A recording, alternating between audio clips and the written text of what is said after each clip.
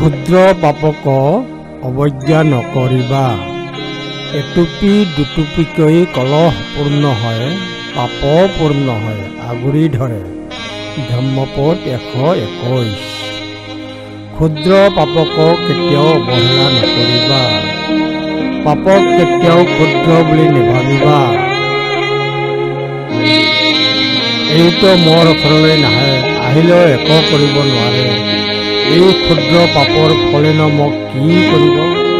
এইদৰে কেতিয়াও নেভাবিবা। এটুপি এটুপিকৈ পানী পৰি পৰি কলহ পূৰ্ণ হয়। সেইদৰে ক্ষুদ্ৰ পাপবোৰ এটি এটিকৈ সঞ্চয় হৈ অৱশেষত পাপবোৰ পূৰ্ণ হয়। পাপৰ ফলেৰে জীৱনটো ভৰি পৰে। খন্তেকীয়া অকণমান কামনাৰ পাপ চিন্তাই বিশাল ৰূপ ধাৰণ কৰে।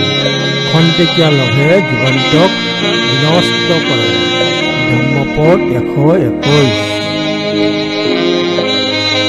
মাপ্পময়েথ পাপস্য ন মংতং আগমিষ্যতি উদো বিন্দু নিপাতেন উদ কুম্ভপি পুরতি বাল পাপস্য অকথকম্পি অচিনং। ধম্মপদ 121।